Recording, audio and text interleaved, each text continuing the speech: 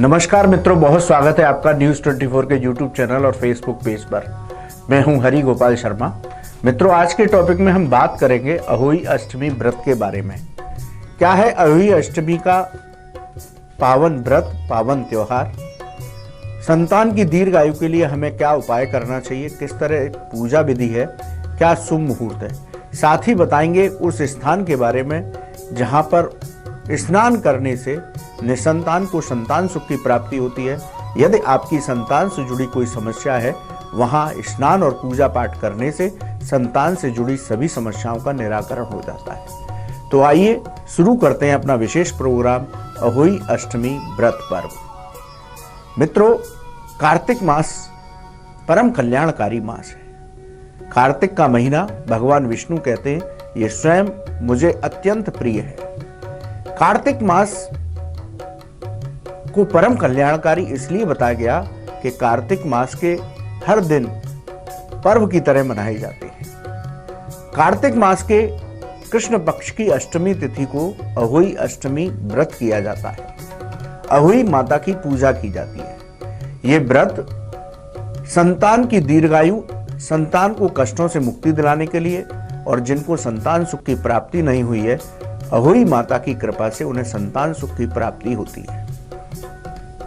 तो 8 नवंबर को अहोई अष्टमी का पावन पर्व मनाया जाएगा। सुबह 7:08 से अष्टमी तिथि शुरू होगी और 9 नवंबर को सुबह 7:50 तक रहेगी। अहोई अष्टमी की जो विशेष पूजा है वो 5:36 से लेकर के 6:48 तक विशेष मुहूर्त है पूजा का। अहोई अष्टमी व्रत करने से महिलाओं को, निसंतान को संतान सुख, और जिनकी संतान को कोई कष्ट है, बीमारी है, उनको उस कष्ट से मुक्ति मिलती है। इसलिए महिलाएं अपनी संतान की दीर्घ आयु के लिए इस व्रत को करती हैं। अहोई अष्टमी माता का व्रत करने से घर में सुख, शांति, समृद्धि का वास होता है। आइए अब जानते हैं क्या है पूजा का विधान। सूर्योदय से पहले स्नान करने के बाद इस व्रत को धारण करना चाहिए। यह निर्जला व्रत रखा जाता है, इसमें जल भी ग्रहण नहीं किया जाता है। सुबह से इस व्रत को धारण करने के बाद गोधूली बेला में 5:36 से लेकर के 6:46 तक विशेष मुहूर्त है। इस मुहूर्त में उत्तर पूर्व दिशा में एक चौकी बिछाएं। चौकी बिछाने के बाद अहोई माता का श्री विग्रह गेरू से दीवार पर बनाएं या किसी कागज पर बनाने के बाद उसको उस चौकी पर विराजमान करें। आजकल अहोई माता का कैलेंडर भी बाजार में उपलब्ध है, तो आप उस कैलेंडर को ला करके भी स्थापित करते हैं। अहोई माता मां पार्वती का ही स्वरूप है, यानी अहोई माता में मां पार्वती का ध्यान करना चाहिए। उनका पंचोपचार विधि से पूजन करें, उनको जल के छींटे लगा करके स्नान कराएं, उनको तिलक लगाएं, उनको चावल चढ़ाएं, फूल चढ़ाएं, और इसमें विशेष भोग है अठावरी का। इसमें 8 पूड़ी, थोड़ा सा हलवा और 8 पुए बना करके उनको भोग लगाया जाता है। पूजा करने के बाद अपनी परंपरा के अनुसार अहोई माता की व्रत कथा को सुनना चाहिए या करना चाहिए।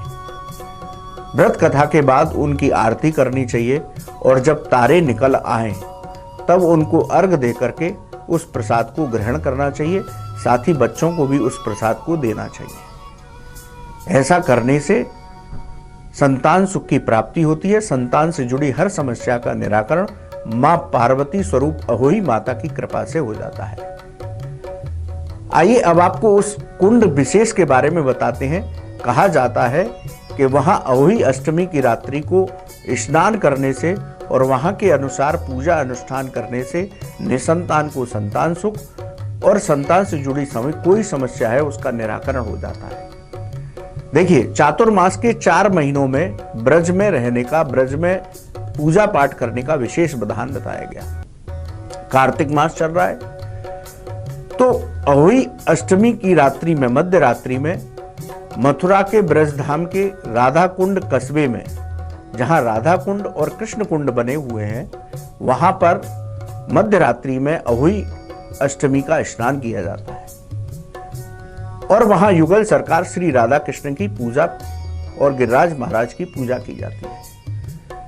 वहां पर कहते हैं कि इस मध्य रात्रि में स्नान करने से निसंतान को संतान सुख की प्राप्ति होती है और यदि आपके संतान की से जुड़ी कोई समस्या है उसको वहां पर श्री युगल सरकार राधा कृष्ण के चरणों में रखने से आपके संतान को उस बाधा से, उस कष्ट से मुक्ति प्राप्त होती है।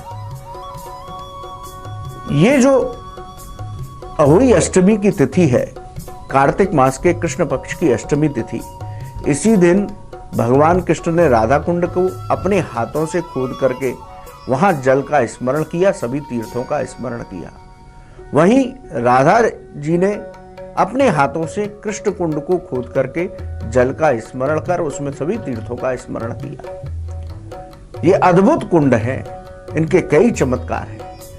ये दोनों कुंड युगल सरकार श्री राधा कृष्ण ने अपने हाथों से निर्माण किए हैं और वहां सभी तीर्थों का आवाहन किया है, यानी कि राधा कुंड और कृष्ण कुंड के जल में सभी तीर्थ साक्षात निवास करते हैं। तो मान्यता के अनुसार अहोई अष्टमी की रात्रि को वहां स्नान करने से निसंतान को संतान सुख की प्राप्ति और संतान से जुड़ी सभी समस्याओं से मुक्ति मिल जाती है। तो यदि आप या आपका कोई जानने वाला इस तरह से संतान सुख से वंचित है या संतान से जुड़ी कोई समस्या है तो वहां जाकर के विधि विधान के अनुसार, परंपरा के अनुसार स्नान करें और पूरा श्रद्धा विश्वास रखे तो वहां पर उसके कष्टों का निवारण होगा। तो अहोई माता की कृपा, मां पार्वती की कृपा हम सभी पर बरसती रहे। जय मां अहोई अष्टमी। नमस्कार, मैं हूं मानक गुप्ता।